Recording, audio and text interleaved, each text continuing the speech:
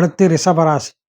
ரிஷபராசியை பொறுத்த வரைக்கும் உங்களுடைய ராசிநாதனின் செயல்பாடுகள் இந்த முறை மிக சிறப்பாகவே உள்ளது. ராசிக்கு 11ல் சனி இருக்குது. ராசிக்கு 3ஆம் இடத்துல குரு மாறப்போகிறார். அப்படி ராசிக்கு 3ல் குரு மாறும்போது 7, 9, 11 இந்த இடத்த பார்ப்பார். அதுவும் உங்களுடைய பாக்கியாதிபதியே குரு பார்க்குறது ரொம்ப ரொம்ப விசேஷமான அற்புதமான மாதமாக இது இருக்க போகுது.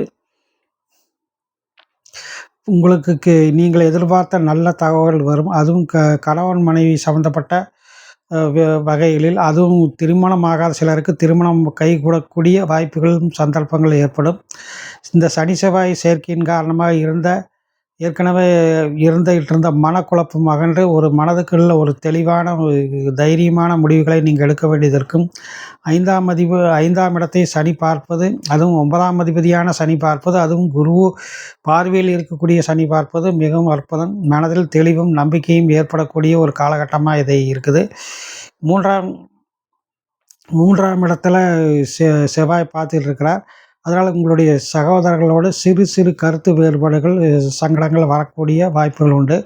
அவங்கள அனுசரித்து நடந்துக்கிறது நல்லது. 9ஆம் இடத்தை குரு சுக்கிரன் பார்க்குற காரணத்தினால இந்த 9ஆம் இடம்ங்கிறது சேத்திராடனம், பாக்கியம் அப்படிங்கிற காரணத்தினால சிலருக்கு குழந்தை பிறப்பு போன்றவை ஏற்படக்கூடிய வாய்ப்புகள் உண்டு.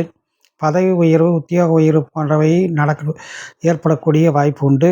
சேத்திராடனம் போகிறதுக்கான, அதாவது பரிகார ஸ்தலங்கள், புண்ணிய ஸ்தலங்கள் தரிசிக்கக்கூடிய வாய்ப்பும் சந்தர்ப்பங்களும் அமையும். மிக்க நன்றி.